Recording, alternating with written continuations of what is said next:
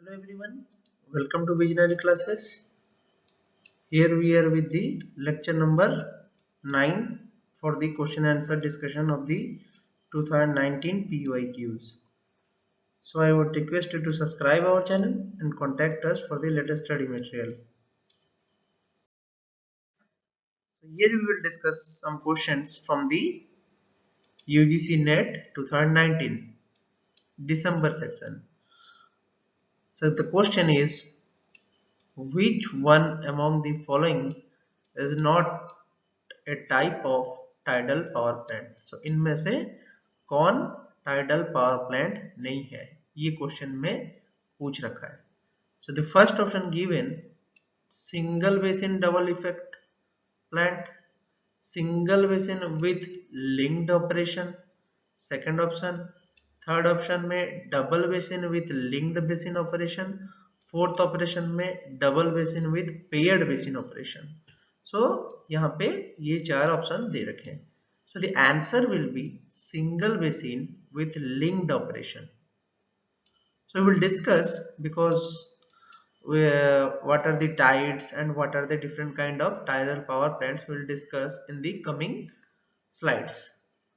So the answer will be single basin linked operation, because all of them, single basin double effect plant is there, double basin with linked basin operation is also there, double basin with paired basin operation is also there. So let us discuss first what is tides. Tides are generally formed under the gravitational action of the moons or sun. So समंदर में जो लहरें आती हैं हम उसकी बात कर रहे हैं. सन और मून के इफेक्ट के साथ, सन और मून के इफेक्ट के साथ जो हमारा ग्रेविटेशनल पुल हो रहा है, the water masses get uplifted in the oceanic portions. तो इसको हम लहरें बोलते हैं, जो कि हमारा टाइड के नाम से जाना जाता है. सो अगर बात करें, in a single day rise and fall of tides occurs twice. So इसका अर्थ है कि दो हाई टाइड्स का फॉर्मेशन होता है जिनको हम फ्लड टाइड्स बोलते हैं, एज वेल एज दो लो टाइड्स का फॉर्मेशन होता है जिनको हम एब टाइड्स बोलते हैं. ठीक है. सो दिन में दो बार हमारे दो तरीके के टाइड्स का फॉर्मेशन होता है. एक है हाई टाइड, दूसरा है लो टाइड. फिर आता है tidal range is the difference between the high and low tides. अगर हम टाइडल रेंज की बात करें तो ये डिफरेंस होता है आपका हाई टाइड और लो टाइड के बीच का.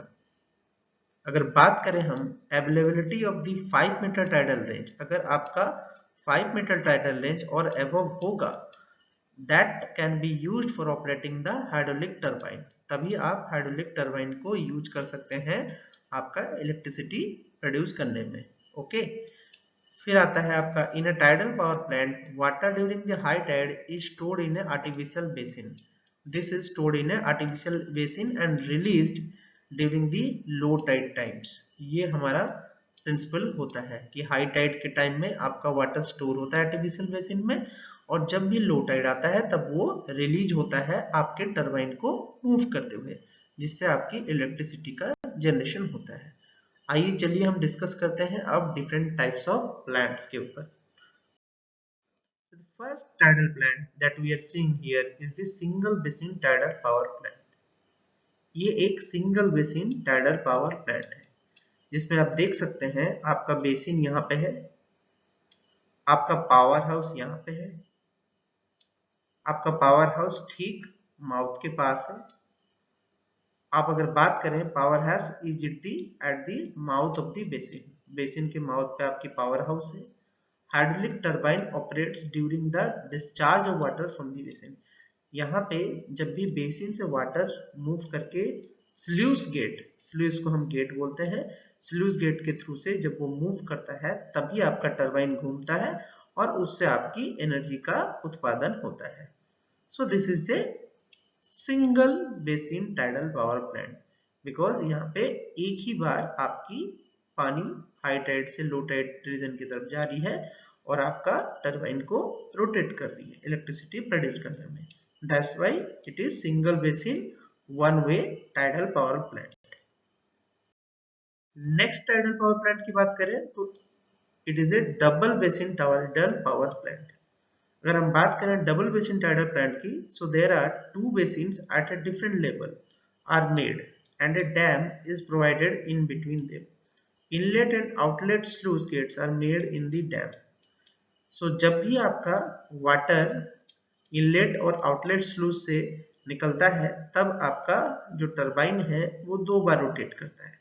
तो इस वजह से इसका नाम double basin tidal power plant का दिया गया है। सपोज आप कंसिडर करें, यहाँ पे आपका लो बेसिन है, यहाँ पे आपका हाई बेसिन है। हाई बेसिन से जब आपका लो बेसिन की तरफ जाएगा तब भी आपकी एनर्जी का उत्पादन होगा क्योंकि यहाँ पे टरबाइन रोटेट करेगा। और जब आपका लो बेसिन से बाहर की तरफ जाएगा तब भी आपका यहाँ पे रोटेट होगा आपका स्लूज गेट के थ्रू से। सो यहाँ पे आपने हाई टू लो रखा है और फिर लो से बाहर निकलने के लिए भी आपने एक टरबाइन लगा रखा है। तो 2 जगह में टरबाइन लगने की वजह से इसको double basin tidal power plant का नाम दिया गया है। आई होप आपको टाइडल पावर प्लांट समझ में आया होगा। Next question ask match the following commonly used separation equipments with their separates. So अगर हम बात करें यहाँ पे तो आपको इलेक्ट्रॉनिक सेपरेटर जो है उस किस तरीके से दूसरे के साथ मैच करेंगे वो आपको पता होना चाहिए। अगर हम बात करें ए की इलेक्ट्रॉनिक सेपरेट मैग्नेटिक सेपरेटर, जैसे कि नाम देख सकते हैं magnetic separator, that will obviously remove ferrous metal. अगर बात करें आप ट्रोमेल स्क्रीन की, सो ट्रोमेल स्क्रीन जो होता है वो according to the size it removes the particulate matters. अगर हम एयर क्लासिफायर की बात करें, if we discuss the about the air classifier, then it will move the heavy and light fraction of the elements. अगर हम eddy current separator की बात करें तो हमारा इसमें नॉन फेरस मेटल्स का हमारा रिमूवल होता है। तो इस वजह से आंसर आपका is 2। Let us discuss about these kind of equipments. So the first one we are discussing here is the AD current separator. अगर हम बात करें AD current separator की, it is an advanced metal sorting unit that is capable of separating non-ferrous metals such as aluminum and copper from a dry recycle. So इसमें हो क्या रहा है? कंसिडर करें कि आप सैंपल को वाइब्रेटर फीडर में डाल रहे हैं। आपका सैंपल मूव होते हुए इस रोलर के ऊपर चलेगा। यहाँ पे आपने एक अल्टरनेटिंग पोलैरिटी कंस्ट्रक्शन कर रखा है जहाँ पे एक particular type of magnetic field का जनरेशन होगा जो कि आपके नॉन फेरस मेटल को में एडी करंट प्रोड्यूस करेंगे, जिसके वजह से आपका जो नॉन फेरस मेटल है वो आपका सेपरेट आउट होके दूसरे बॉक्स में पड़ेगा और साथ ही साथ आपका जो खाली नॉन मेटल है वो आपका पहले वाले बॉक्स में पड़ेंगे। तो बात यहां है कि ये सेपरेटर आपके नॉन फेरस मेटल को सेट करता है और उसके बॉक्स में उसको डालता है। सो इस तरीके से we are recycling the non ferrous metal from a dry recyclables. Next अगर हम बात करें ट्रोमेल स्क्रीन की, तो in a trommel screen is also known as rotary screen. It is a rotary screen. आप देख सकते हैं it is a rotary screen. Is a mechanical screening machine used to separate the material mainly in a mineral particulates. तो mineral यहाँ पे आप particulates का separation कर सकते हैं as well as solid waste processing industry. It consists of perforated cylindrical drums. आप देख सकते हैं यहाँ पे different pore space के आपके cylindrical drums हैं। यहाँ पे भी डिफरेंट है, यहाँ पे थोड़ा और लार्ज है। तो that is normally elevated at an angle at the feed end, जहाँ पे आप फीड कर रहे हैं वहां पे एक एंगल के साथ उसको रखा गया है। जैसे ही आप यहाँ पे सैंपल को फीड करेंगे तो पहले जो सेपरेट आउट होंगे वो फाइन हो जाएंगे, फिर दूसरे सेपरेट होंगे उससे थोड़े और कोर्सर होंगे, फिर उससे और बड़े निकलेंगे तो वो और कोर्सर होंगे। तो पार्टिकल एट द एंड जो निकलेगा वो सबसे बड़ा एंड लार्जर होगा। तो इस तरीके से आप ट्रोमेल स्क्रीन के थ्रू से भी सेपरेशन कर सकते हैं एक पर्टिकुलर टाइप ऑफ सैंपल का। नेक्स्ट बात करें अगर एयर क्लासिफायर की, तो an air classifier is an industrial machine which separates the material by a combination of size, shape and density. On the basis of size, shape and density, you can remove the separate materials. Okay, so in this method, injecting the material stream to be sorted into the chamber which contains a column of rising air. अगर हम बात करें यहाँ पे आपने fixed inlet में mixed fine and course material को inject कर दिया है। आप देख सकते हैं यहाँ पे दो तरीके के चैम्बर बनेंगे, एक बनेगा आपका कोर्स मटेरियल का जो ऐसे मूव करते हुए ऐसे घूमते हुए आपका सेपरेट आउट होगा, साथ ही साथ एक फाइन ग्रेन का बनेगा जो कि आपका यहाँ से मूव होते हुए फिर उस कॉलम के थ्रू से ये मूव कर जाएगा। आपका एयर इनलेट जो होगा वो आपका यहाँ से मूव करते हुए इन दोनों को सेपरेट करते हुए निकलेगा। तो अगर हम बात करें यहाँ पे हो क्या रहा है, inside the separation chamber air drags on the object supplies an upward force. Air आपको अपवर्ड फोर्स देगा which counteracts the force of gravity and lifts the material to be sorted up in the air.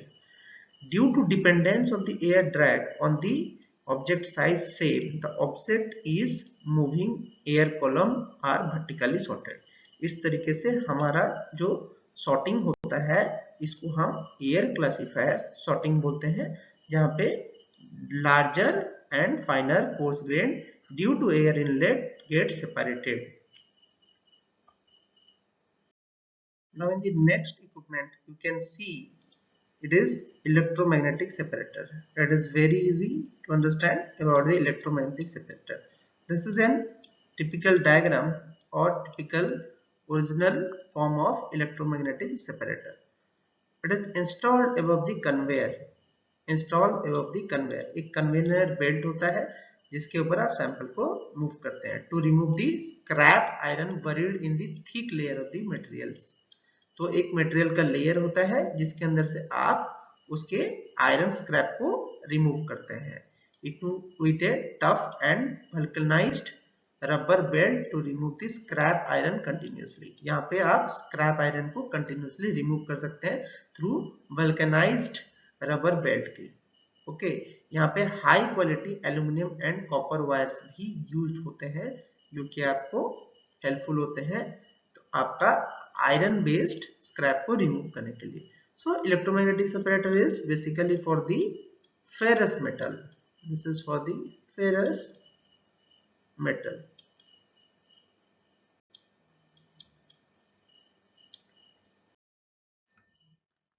Next question ask which of one of the following is not an form of precipitation. अगर हम बात करें precipitation की, let us discuss about some facts about the precipitation. Main form of precipitation जो होता है वो product of condensation of water vapour होता है. जहाँ पे आपका वाटर वेपर कंडेंस करेगा वहीं पे आपका प्रेसिपिटेशन फॉल होगा. प्रेसिपिटेशन के जो टाइप हैं that are drizzle, rain, sleet, snow, ice pellet, graupel and hail. साथ ही साथ precipitation occurs when atmosphere is totally saturated with the water vapour. Water vapour saturate होगा तभी आपका प्रेसिपिटेशन होगा. Relative humidity is 100%. Water condense and precipitate. This is the our factors. Okay. While fog and mist are suspension. Fog और mist जो होते हैं ये एक तरीके के सस्पेंशन होते हैं जो कि आपका वाटर को प्रॉपरली कंडेंस नहीं किए रहते हैं. तो जब प्रॉपरली कंडेंस नहीं होगा तब तक वो प्रेसिपिटेशन के फॉर्म में नहीं गिरेगा. तो अगर हम बात करें प्रेसिपिटेशन जब फॉर्म होता है वो मेनली कोलिजन कोएलिशन प्रोसेस के थ्रू से जाता है कि आपका जो लार्जर ड्रॉपलेट्स हैं वो स्मॉलर ड्रॉपलेट्स को एक साथ लेते हुए कोलिजन करते हुए चिपकते हुए लेके नीचे की तरफ चलते हैं.